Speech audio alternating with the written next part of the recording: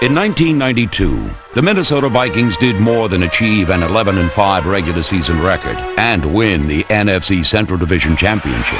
They restored pride and dignity to the Viking franchise and the Minnesota faithful. The Vikings returned to the playoffs for the first time in 3 years, playing with a youthful exuberance and experience that catapulted them into a 7-point lead over the defending Super Bowl champion Washington Redskins. The Vikings' defense made some noise of their own with a thunderous bang. I bet his car is already packed to go home.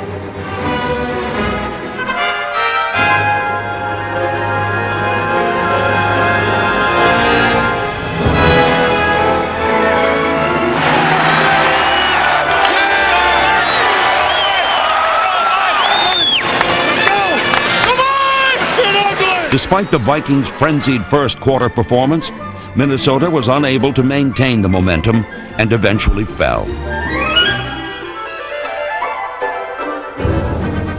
I think what you realize more so in the playoffs is that you've got to turn it up a notch. You know what I mean? And I think if it was one thing that we didn't do that. And we started hard, we started fast, we started furious. We were very emotional, and I thought we played hard. But I think in the second half, we did not turn it up a notch, and I think that was probably the big difference. Minnesota's postseason loss cannot tarnish the success the Vikings enjoyed in what was an outstanding regular season. A season that began on the road against the Green Bay Packers. Best day we've ever had. Right. All this is going out to practice, but everybody's saying, I'm not making mistakes, I'm not doing anything, but just working hard. Swarming there. Swarming to the ball. 1, 2, 3, 4.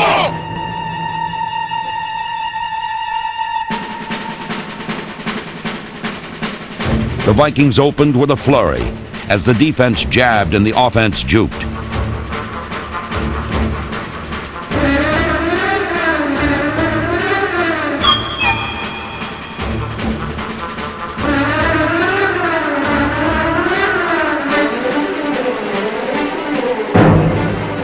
Terry Allen broke out of the gates early, providing giddy-up to the Vikings' offensive stampede to the end zone.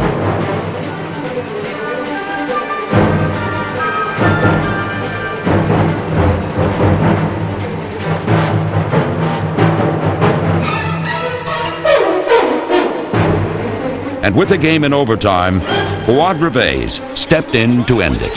Center snap, spotted, booted, the kick is up, and the kick is good, and the Vikings beat the Packers 23-20 in overtime.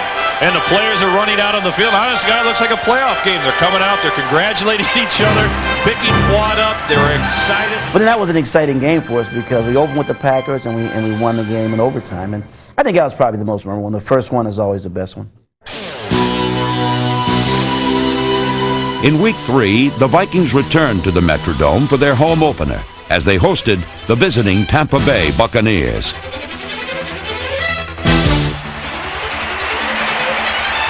Fake handoff by Gannon, back to throw, throws off the back foot, downfield, Chris Carter, touchdown! With the Bucs out to an early lead, the Vikings proved to be less than hospitable to its visitors from Tampa Bay.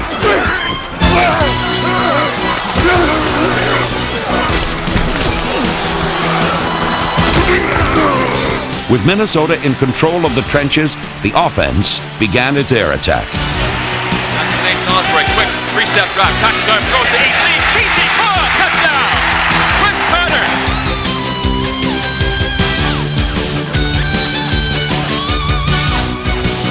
Chris Carter's score secured victory for the Vikings as Dennis Green and his squad prepared for Week 4's contest in Cincinnati.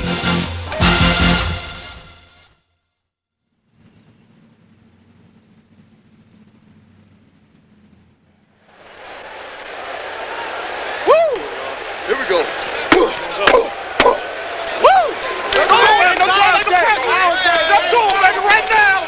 Let's go, let's go. Tell the boy what you got, baby. Yo! Let's go, baby! Come on, Hank!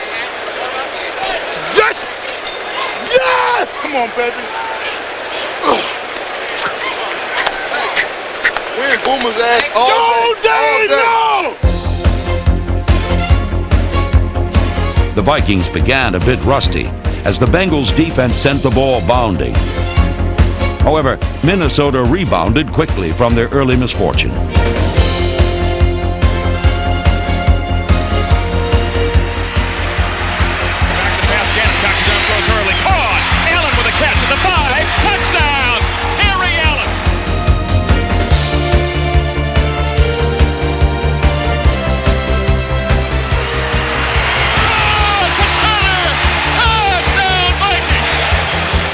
Y'all be looking for every time we got a mic ready on man-to-man, somebody gonna be open. I was open last time. Minnesota's defense picked its holes wisely, which proved to be of great concern to the Bengals linemen. You won't give up a sack, I know you will.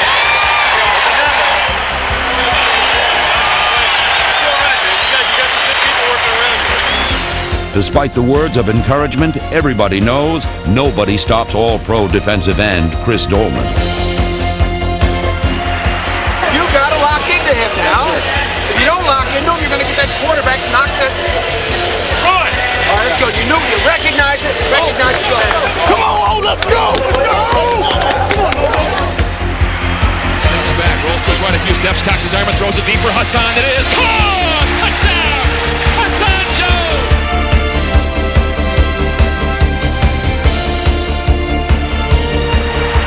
Cocks his arm, throws deep, Chris Carter. Caught! Touchdown! Vikings! CC! Look at this. Look at this right here.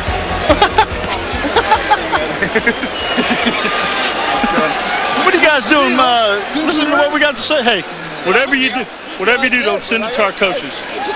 We can get in a lot of trouble. Who you got next week? We off next week. We got Pittsburgh. See you later. My numbers All right, Alex, how you doing? Hey, good luck, coach. Thank you. Take care.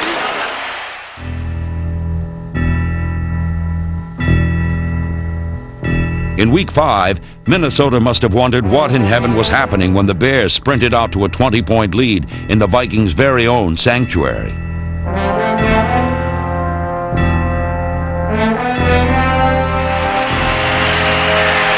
to Harbaugh. He winds up. Rainbows deep down the right side of the end zone.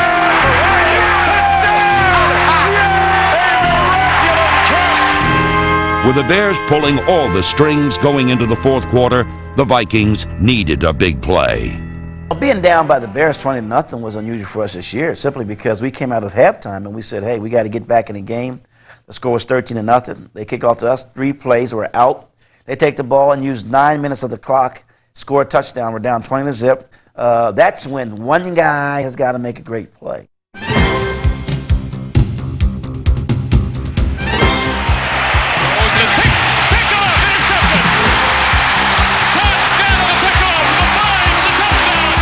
All-Pro safety Todd Scott's interception was the big play that ignited a Viking offensive firestorm.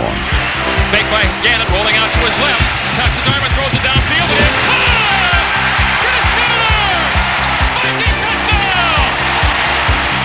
Vikings are coming back. Minnesota was indeed coming back, pulling within 6 with less than a minute to play. One play can turn the tide and stop momentum, and then start momentum in your favor. One play will never win the game for you, and one play won't lose the game for you. But it can affect the momentum in the game. By 6 for now. Gannon under center. McDaniel in the backfield. Get to Roger Craig. Touchdown! Roger Craig! Stepping over the back of Randall McDaniel. Scott's interception created momentum for Minnesota, a momentum that Roger Craig carried into the end zone, securing the Vikings' 4th victory of the season. In Week 7, the Vikings continued their winning ways thanks to the sure hands of number 81, Anthony Carter. Terry Allen lone setback. 4 on the defensive line. Gannon fakes a handoff to Allen. Back to throw. Cocks his arm. Throws it deep downfield. Wants AC. It is caught. Touchdown! Carter's mere presence served as a decoy, allowing quarterback Rich Gannon to spread the wealth equally.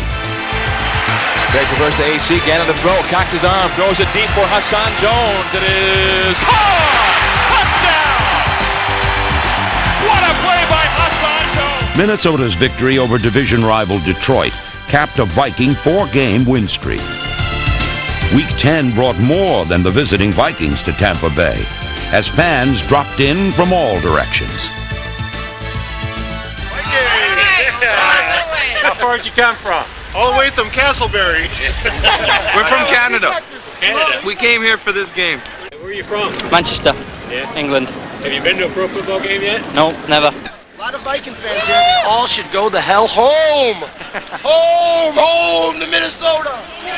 Despite local opinion in Tampa Bay, the Vikings made themselves feel right at home, thanks to their own house specialty, defense. Bucks at their own 34. DeBerg makes a handoff pressure. It's sacked. Pulled down close. Recovered by Carlos Jenkins. He's at the 20, the 15, at the 10, 5. Touchdown, Vikings. You can hear on the sideline Sam White hollering, don't worry about it, don't worry about it. They better worry about it. The Vikings defense battered opponents all season long. But perhaps the player that received the most abuse was Tampa Bay running back Reggie Cobb. Good shot. Come on, baby. Knock it off, man. What? Come on, man. I gotta get 100, man.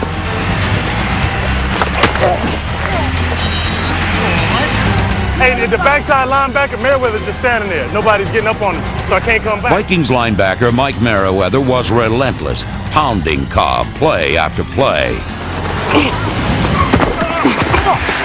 Where you at? I'm here with the ball. Fight! I got tackled about some arm tackle. Merriweather's strong as hell, man. Merriweather had an arm tackle on me, just one arm, and I couldn't get out of it. Oh. That's the way, baby! Hey, just keep tightening it down. Turn up the heat even more on these people. Mixing that long rock, Rudy. Keep them coming off, man. The ultimate goal of the defense was not just to stop the opponent, it was to put points on the board. He's from the shotgun now. DeBerg with a snap, retreats a couple of steps. Pump fake once, shovel pass, picked off. Intercepted by the Vikings. Chris Dolman to the 5. Touchdown, Vikings. Chris Dolman took a deflected ball. He went and got that. Ain't much you can do on that. That's a hell of a play. Hey, Joe, wait, look sweet, man. Big old tight end, look. Streaking down the sideline. You ain't gonna let us score touchdowns, Get INT. Denny Green has really interjected his attitude and his work ethic on this football team. I think he's made them realize that it's still a game and you can have fun playing it, but at the same time there's a lot of hard work involved, and when you step on the football field, it's all business. It was business as usual for the Vikings special teams in Week 11, as Minnesota went to work early against the Houston Oilers.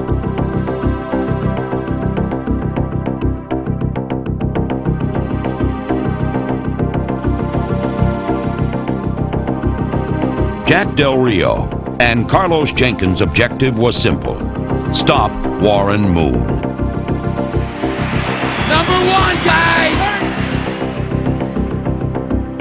Way to go. 32nd and 12. Jenkins hits him and sacks him. Backs the ball loose and it's picked off by the defense. Parker at the 40, 35, 30, 25, 20, 15, 10, 5. Touchdown, Vikings.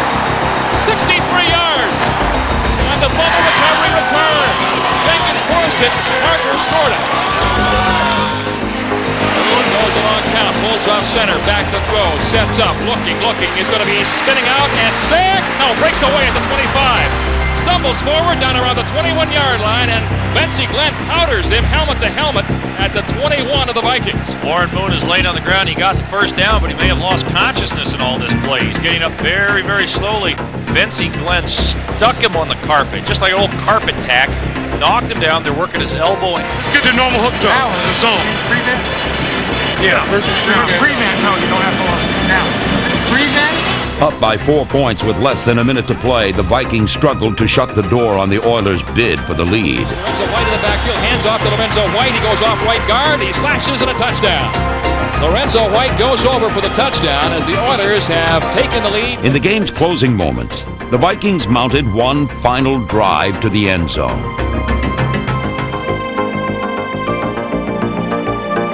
And with 8 seconds remaining, they put it up for grabs. Bucks bring trips to the near side. Jake Reed, CC and AC. Gannon rolls out, rolls to that side, cocks his arm and throws the home run ball into a crowd downfield. Lots of receivers and defenders. It is wrapped up and caught. No, they say it was not caught. While it was only the Vikings' third loss of the season, a loss is always difficult to swallow. The big thing about losing is, for me, and I'll tell the team, is that, you know, like on Monday we talk and say, hey, I wish I could play tomorrow, but we can't because we're not, first off, we physically can't, it's not scheduled, and we're not ready because the things that we did yesterday, we haven't addressed yet and we haven't taken care of. So we need 5 more days to take care of that, but we'll do that. With a week's work under their belts, the Vikings performed like true champions, playing to their strengths against the visiting Cleveland Browns. Touchdown, Vikings!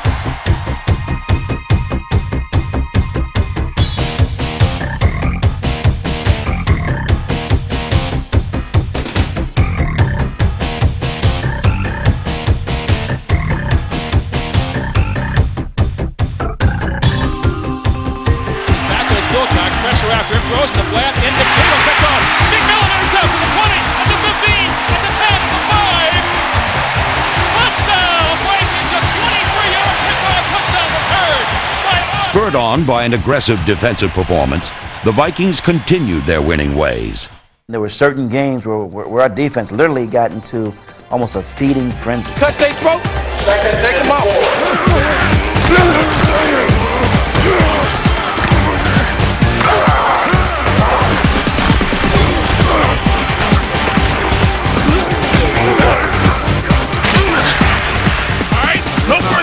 Let's keep the faith. All right? Gotta get in a frenzy, Mike. Come on, feeding frenzy.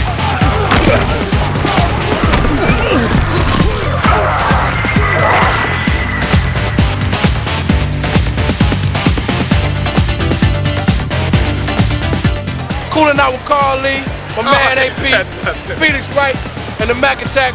What up, Houston? Led by defensive Pro Bowlers Dolman, Thomas, Scott, and McMillan, the Vikings had 28 interceptions and scored 8 defensive touchdowns in 1992, the most ever for a Viking team. 42,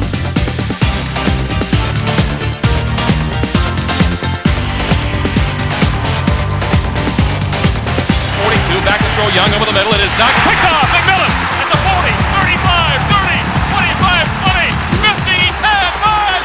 Touchdown! Vikings! Rock their world, big dog.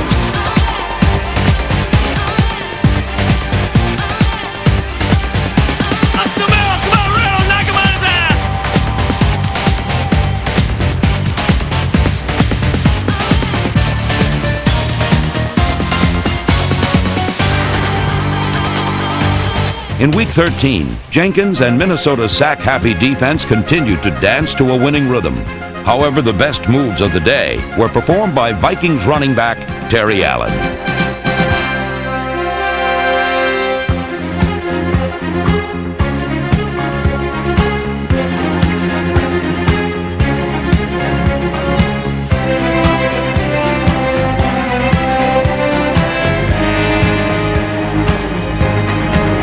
Allen stepped forward in 1992, striding to a Vikings single-season record with over 1,200 yards rushing. He did it with a style very characteristic of first-year Viking teammate Roger Craig.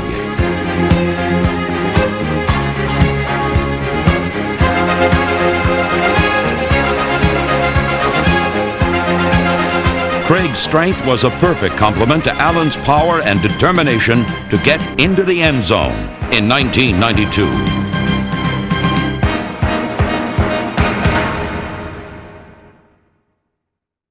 In Week 16, the Vikings, behind the blocking of Pro Bowlers Randall McDaniel and Gary Zimmerman, were in position to clinch the NFC Central Division title and were determined not to let anything or anyone get in their way.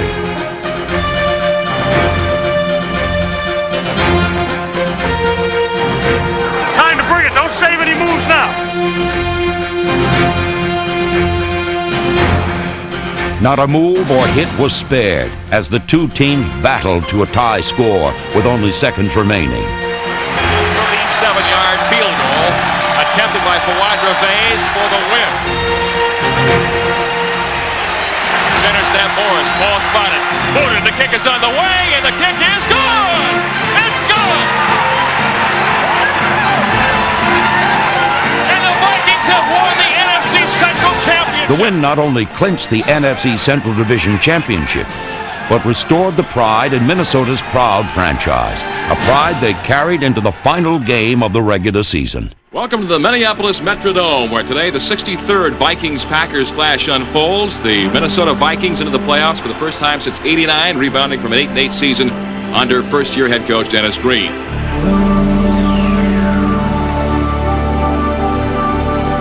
The Vikings were stung early as the Packers jumped out to a 7-point lead. In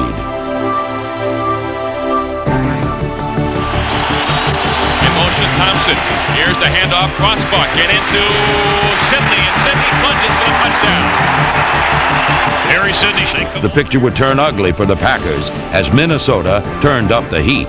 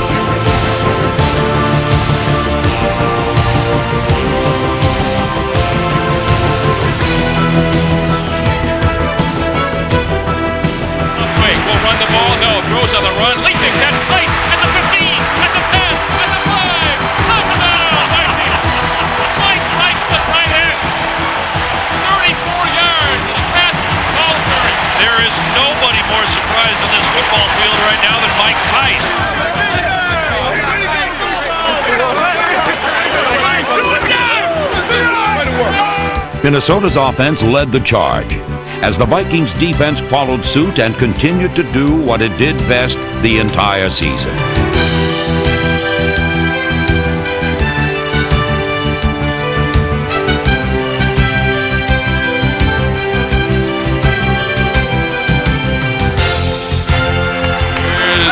Second and goal from the one handoff. Allen dives and touchdown. Terry Allen behind Randall McDaniel. Terry Allen, 15th touchdown of the season.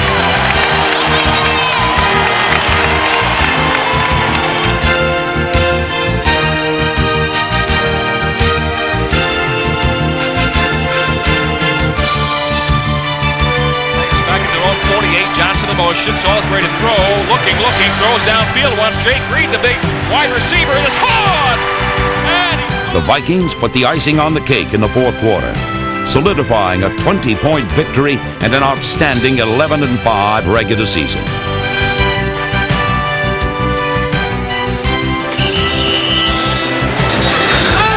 Dennis Green and the Vikings finished the 1992 season champions of the NFC Central Division, an accomplishment that, combined with their first-round draft pick in 5 years, is sure to contribute to the Minnesota Vikings' continued success and winning attitude.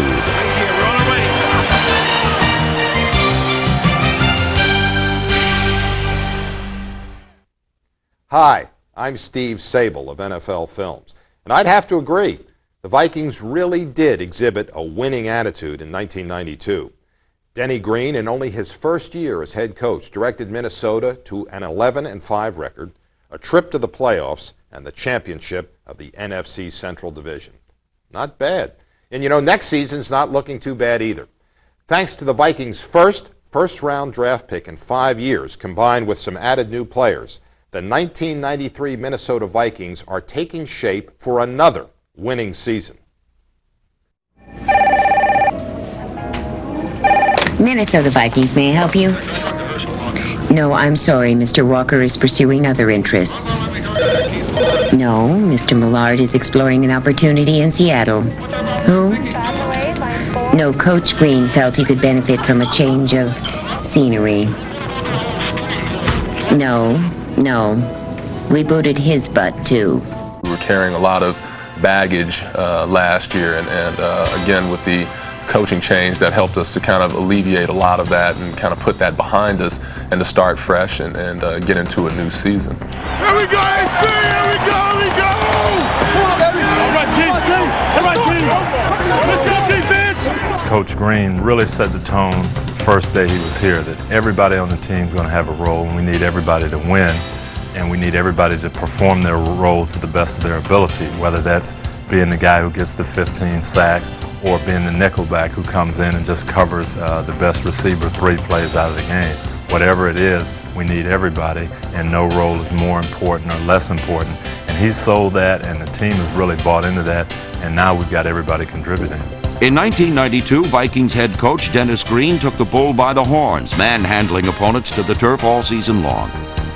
For us to move to the next level, we have to improve offensively. I think there were spots last year where we showed some improvement. We would like to see our passing attack be better, more productive. We like our down the field passing to be better.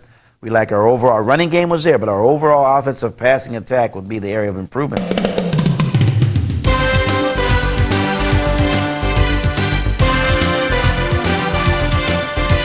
In 1993, the Vikings will have an old pro added to the roster.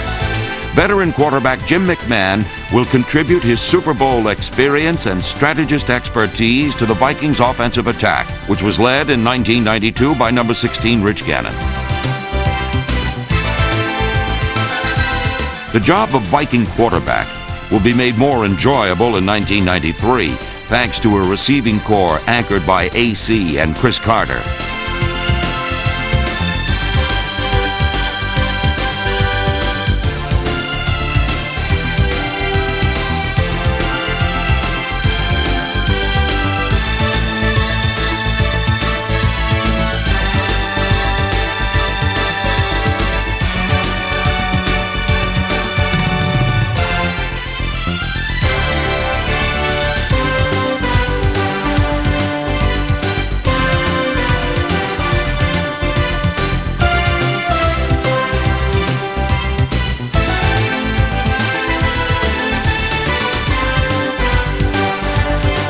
Minnesota looks for its special teams to maintain the same intensity and flair they demonstrated in 1992.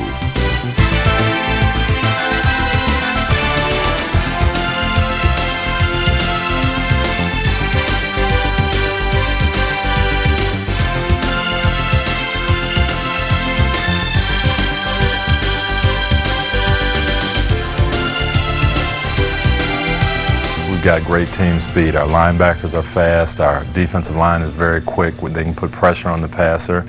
We've got very quick people in the secondary, and speed probably is the biggest thing for us. The Vikings' defense was tenacious in '92. Don't expect that to change.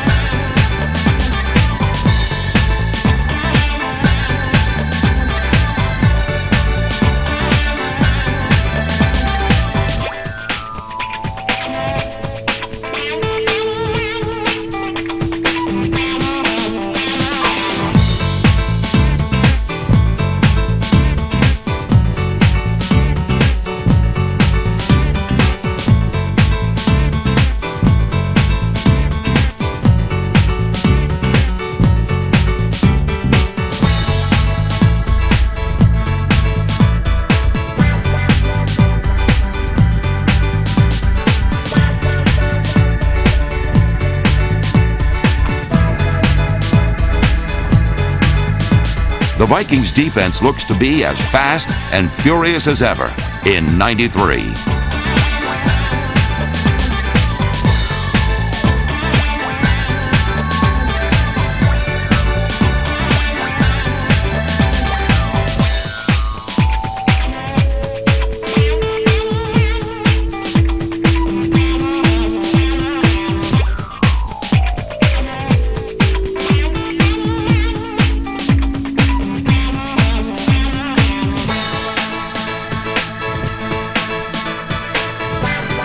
So our strength has to be our ability to take that 92 season and now become stronger as a football team.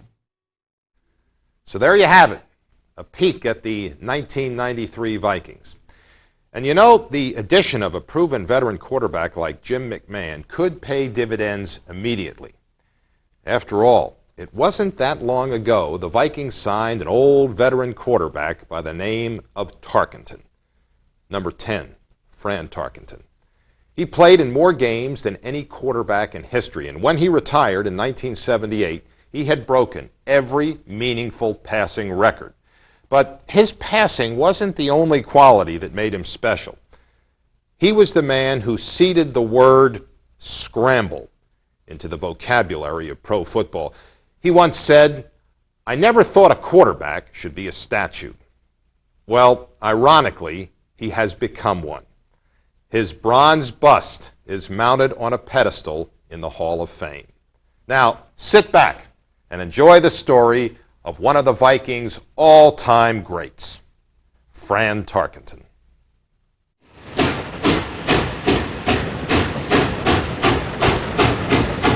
It seemed that Fran Tarkenton was always going uphill to reach his destination.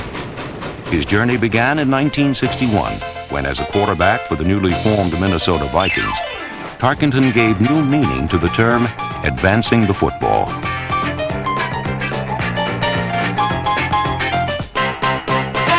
In an era when football purists believed solely in the drop-back, stand-up quarterback, Tarkenton and his scrambling became an object of scorn and ridicule. Without size, a strong arm, or a solid offensive line, Tarkenton achieved success with a pair of quick feet and a strong sense of resourcefulness. My high school coach instilled in me the fundamentals of playing, but also to never give up on a play. If I went back in the pocket to throw a pass and the protection broke down, he encouraged me to make something happen. Now, I was always distressed when I saw quarterbacks, when their protection broke down, just to give up and fold themselves in the pocket and accept the 7 or 8 yard loss and go to the next play. And if you didn't get protection, they would lose. And I just made up my mind when I got up to pro football that I was not going to give up on a play ever. That if the pocket broke down, if the protection broke down, I was going to run, scramble, do whatever I had to do to make something out of the play. Since Tarkenton was one captain who had no intentions of going down with the ship, every Viking pass play ultimately turned into a lifeboat drill.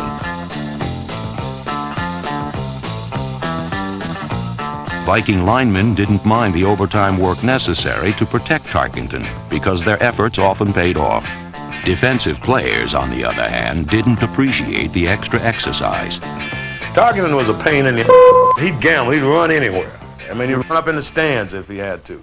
He's one man that we tried desperately to end his career. We tried, and I must say that in this day and age, we tried desperately to get rid of him. Because on a hot day in the Coliseum, chasing Fran Tarkenton is not what you wanted to do. I always hated Tarkenton.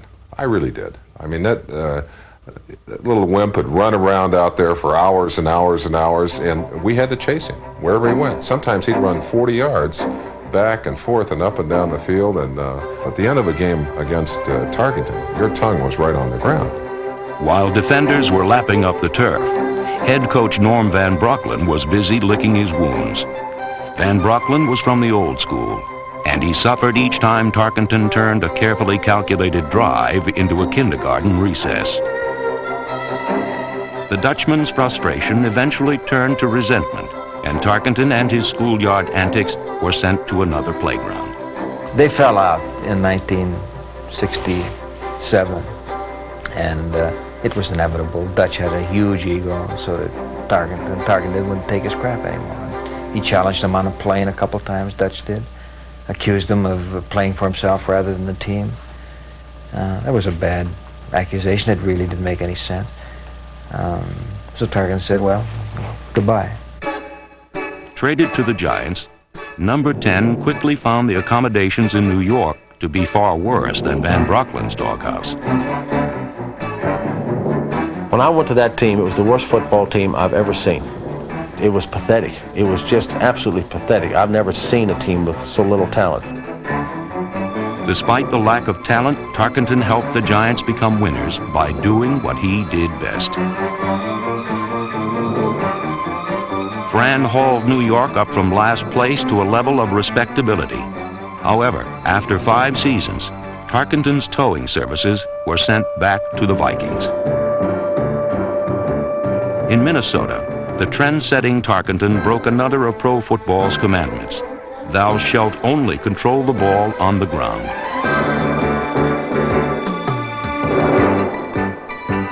The sinning signal caller became the first quarterback to use the short pass the way other teams use the run. I was a strategist. I knew where to throw the football. I wasn't blessed with all the physical skills in the world, but those things, understanding the game, knowing defenses, knowing offenses, being able to call plays, being able to read defenses, I felt that I could do that as well as anybody. I took great pride in that.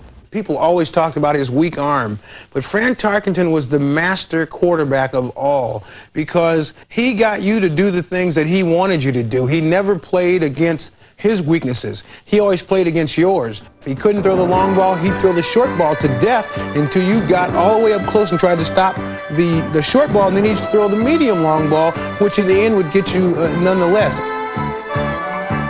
Tarkenton perfected a personal style of play that helped Minnesota become one of the game's most dominant teams.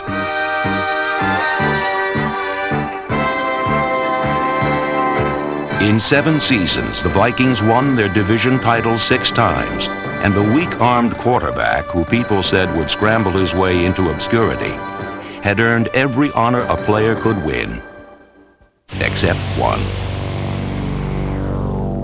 3 times, Tarkenton took his team to the Super Bowl, and 3 times they came away losers.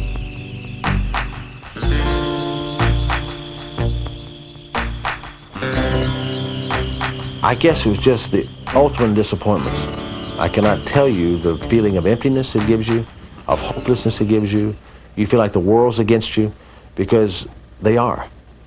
You see, they don't remember or look kindly at the second-place team in the Super Bowl.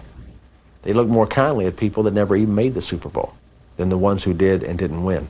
Fran Tarkenton never wore a championship crown, but his unyielding desire to succeed made him a king among quarterbacks.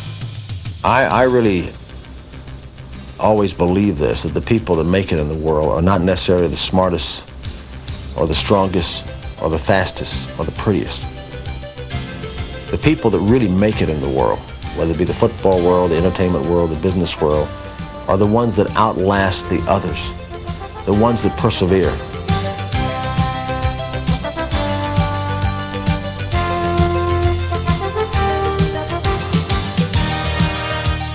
Yeah, they get knocked down, they get bloodied, they get disappointed, they get discouraged, but somehow they got the strength of character, the sense of presence to get back up and go again. His career was a constant uphill struggle, but when he retired, he stood alone on the summit. Fran Tarkenton completed more passes for more yards and more touchdowns than any quarterback in history. Fran Tarkenton was the best quarterback that's ever played professional football because you never achieve greatness without durability. Fran Tarkenton had, in addition to all the physical abilities, all the records he had durability. He played every week.